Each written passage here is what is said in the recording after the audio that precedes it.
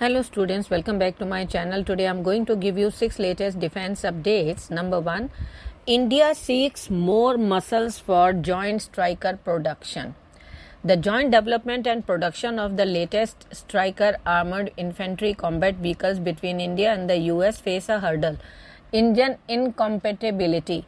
While both nations expressed interest in the project, India's demanding terrain necessitates a more powerful engine than the current offering. The Indian Army requires an engine capable of handling the harsh conditions of its border, particularly the high altitude of Ladakh and Sikkim.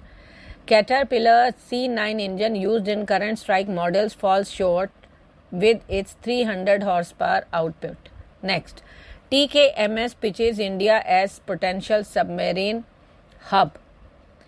Oliver Burkhard, CEO of ThyssenKrupp Marine Systems, has proposed an intriguing prospects for India's shipbuilding industry. If TKMS is chosen for the Indian Navy Project 75I tender, Burkhard envisions India becoming a hub for TKMS submarine in the Asia-Pacific region. TKMS has joined forces with Mazagon Dock Shipbuilders Limited to submit a bid for Project 75I.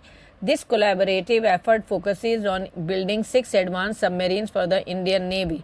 Next,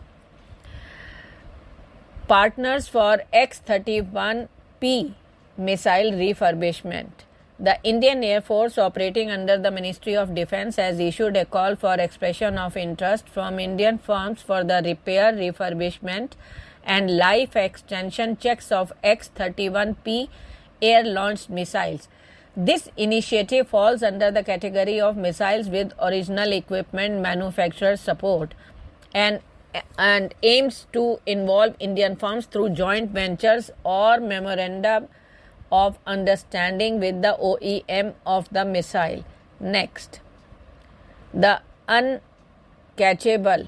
Why India was not able to make Indian copies of the Russian Su-30 MKI.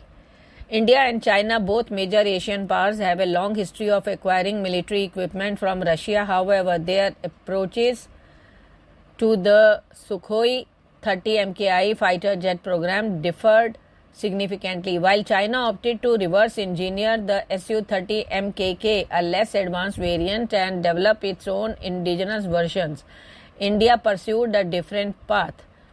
India's Su-30 MKI program involved a complex technology transfer agreement with Russia. This agreement allowed India to progressively manufacture the Su-30 MKI domestically with increasingly levels of indigenous content over time. Next, pump-action shotguns.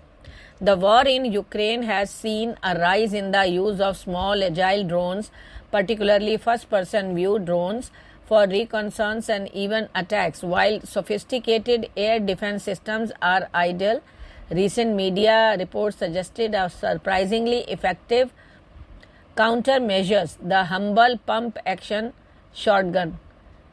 Next, inauguration of Weapon Systems School. The Indian Air Force took a pivotal step towards bolstering its combat capabilities with the inauguration of the Weapon Systems School today at Begumpet. The ceremony was officiated by Air Chief Marshal V.R. Chaudhary, Chief of the Air Staff. The significant development follows the IAF's 2022 decision to establish a dedicated weapon system branch. The WSS serves as a vital training ground for officers entrusted with operating ground-based and specialist weapon systems. Thank you.